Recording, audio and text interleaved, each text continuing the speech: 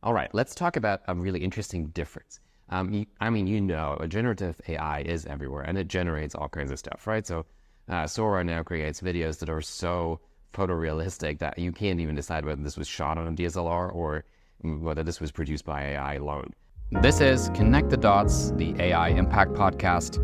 I'm Christoph Burkhardt. Welcome to the show. It's fascinating and it's interesting to see. And there is a big misunderstanding between what generative AI does and what creative intelligence that humans bring does. And what that leads to is a misunderstanding of who's going to be replaced and when and how.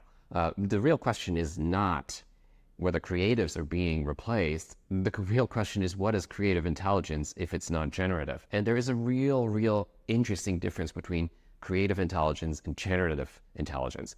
So if you look at the creative collaboration between a human and machine, and this is for sure where we're going to head in all kinds of fields, in arts and marketing, in architecture, in construction, in everything that has to do with design, we will have the collaboration between a creative human being and a generative artificial intelligence.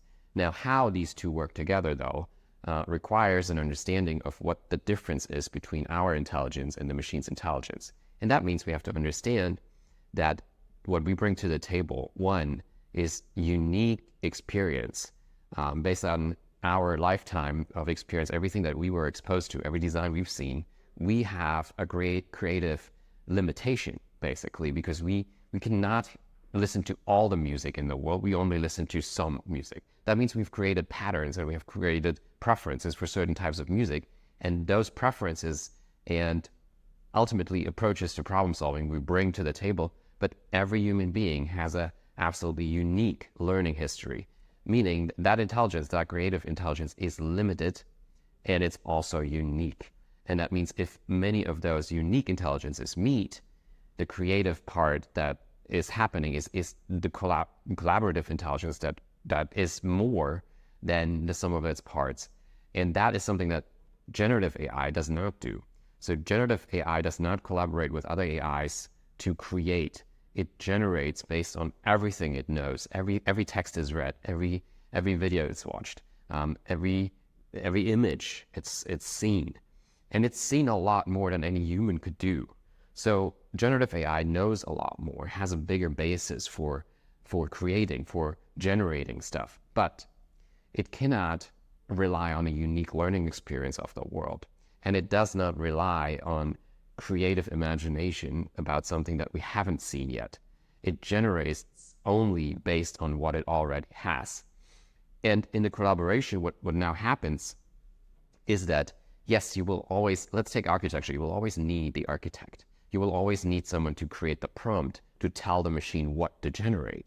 And then that generated image, that generated design, that generated building might be better and more impressive and more functional than anything the architect could have created. But it takes the architect to create the prompt.